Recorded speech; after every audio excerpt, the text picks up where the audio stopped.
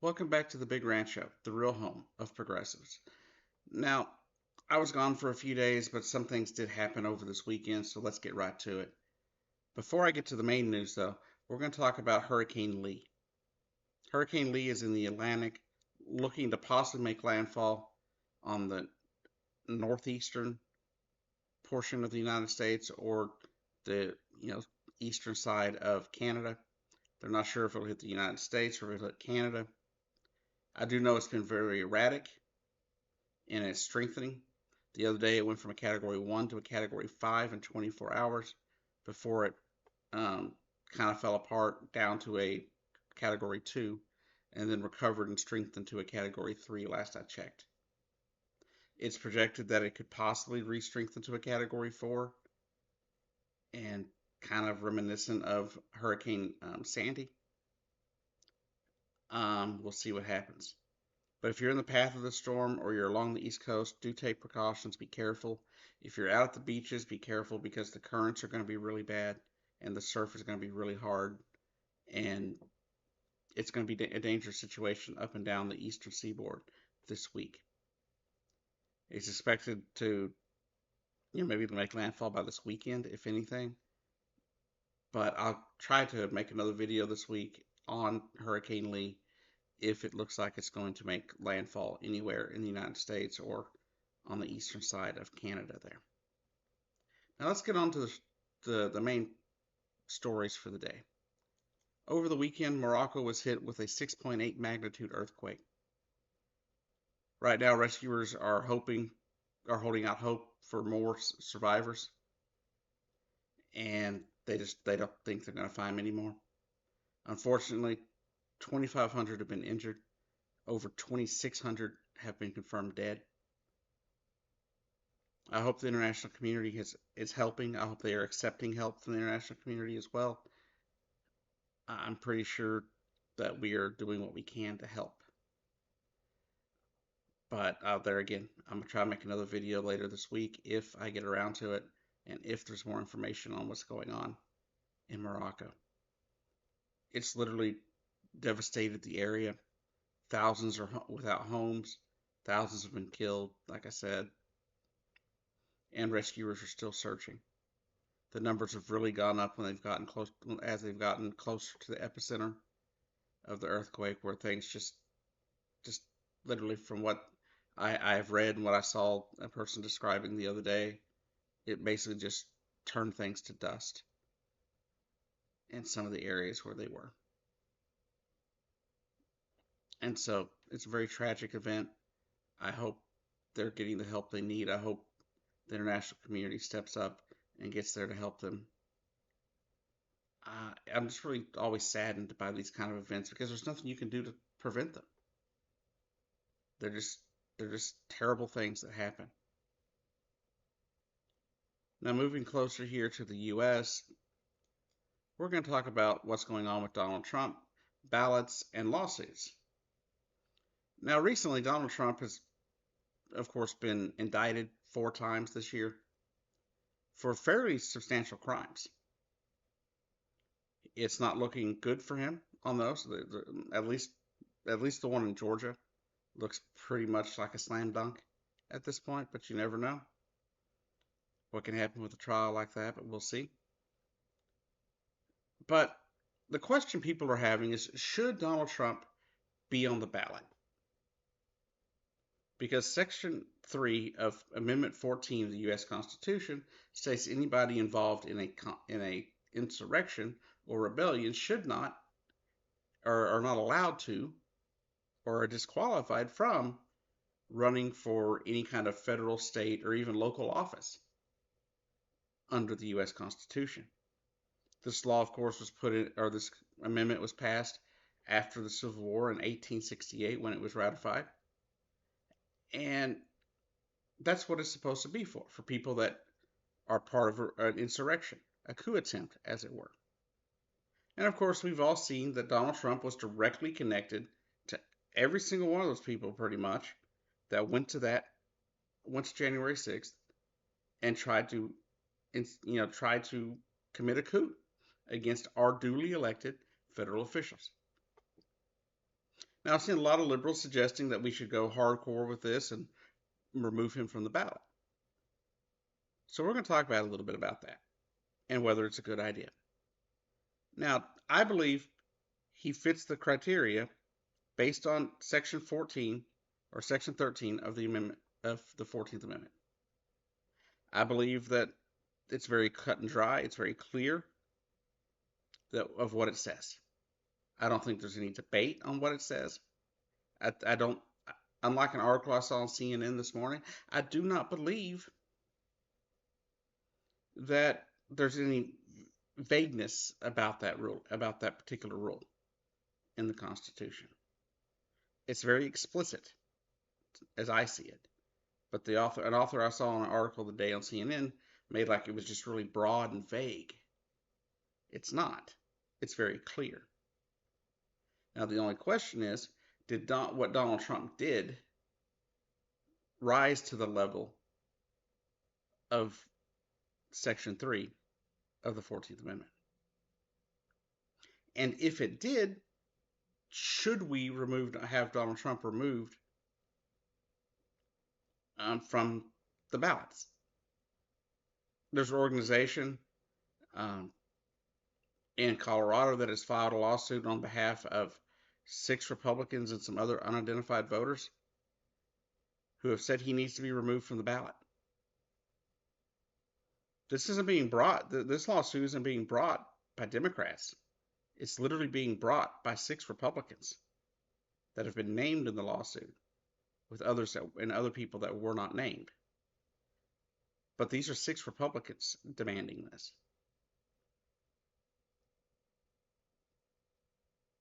And I understand where they're coming from, because you want there to be some kind of ethics in our government, right? You don't want people that are going to just try to overturn, an election, based on lies. But here's the question, right? With that lawsuit, and other states are thinking about going along with it and just removing him, enforcing this to the Supreme Court. First off, the Supreme Court's not going to side with anybody but Donald Trump on this particular notion. But I also want to make it very clear that this isn't mostly Democrats doing this. The people that started this were 2 people from the Federalist Society, an extremely far-right think tank in this country, by 2 far-right lawyers and constitutional scholars who say what he did on January 6th rises to that level. But I can give you my personal opinion. I believe the best way to beat Donald Trump is at the ballot box. I don't mean removing him from the ballot. No, what I want to see is a resounding FU to Donald Trump by the American voters. And I'm terrified of a Republican in general becoming president, because me being bi and trans terrifies me what they're going to do to people like myself. But if I had to choose a Republican, it wouldn't be Donald Trump. I implore the Republicans out there, don't hitch your horse to this wagon.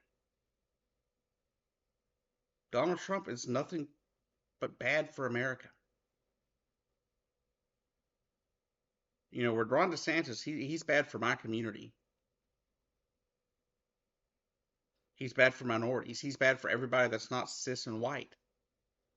But Donald Trump is just as bad for minorities and the LGBTQ community, especially trans individuals, as Ron DeSantis. Ron DeSantis is a joke. He's literally a caricature of Donald Trump. But the fact is, Donald Trump is the one who incited a coup. Nobody else in the Republican Party has done that.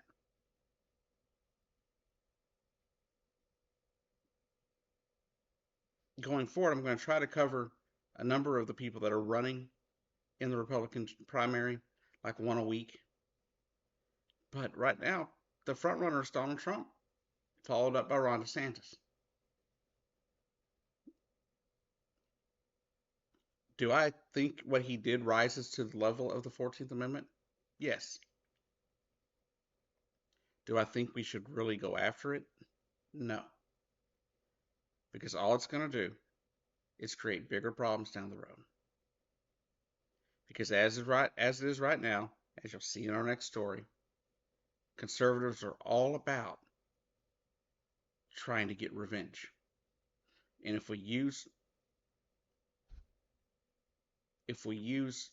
the 14th Amendment to deny Trump a place on the ballot, whether it's right or wrong, the conservatives are just going to turn right around and try to do it to Joe Biden or any other Democrat that runs for office on trumped up lies. So, no, I don't think it's a reasonable thing to do. Necessarily, I don't think it's a smart thing to do. Reasonable, maybe. I could be wrong there, but I don't think it's a smart thing to do. I believe what we need to do with Donald Trump is just soundly beat him at the ballot box and let him cry a river. And let his followers cry a river about it.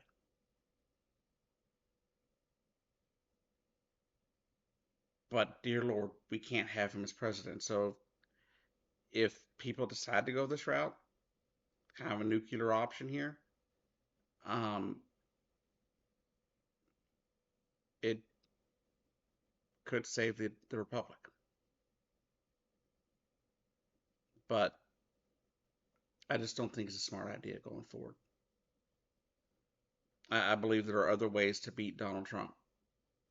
The one thing I agreed with in the article I read this morning was that it would have lasting effects, that it would cause problems,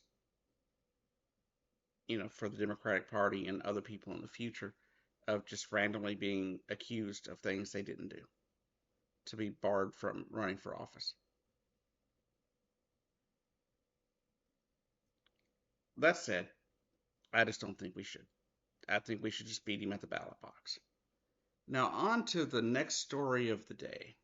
It involves Kevin McCarthy, Marjorie Taylor Greene, and the rest of the far-right MAGA idiots in Congress. Now, just a few months ago, we were on the cusp of a complete government shutdown. Military people weren't going to get their paychecks. Social Security people on Social Security were threatened with the idea of not getting their money that they need to pay their bills and to live on, to pay rent. Now the Republicans are up to it again. But this time, there's a bigger caveat to it, right? People like Marjorie Taylor Greene are saying they are going to cause a government shutdown if we do not impeach Joe Biden. Like, they want full impeachment.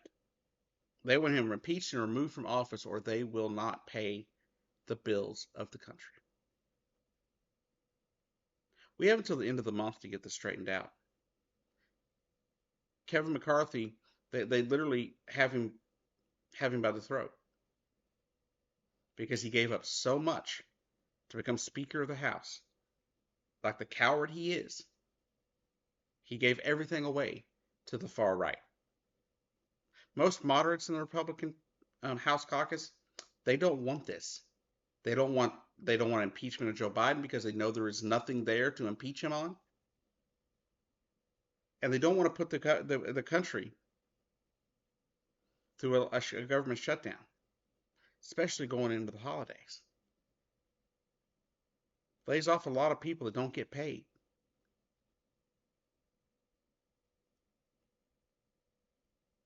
You already have Republicans like Mr. Tuberville that's holding up money for the Department of Defense because of what? I don't know. The way they treat gay people? By allowing them to exist in the military? Yeah, that's what he's doing. So he's hurting our military. And now you have people who want to shut down the entire government because we are not impeaching a president who has done nothing wrong. Is Joe Biden perfect? No. But he hasn't done anything to rise to the level of impeachment. He didn't call a state's attorney general demanding and a governor demanding 11,000 votes be found. He didn't call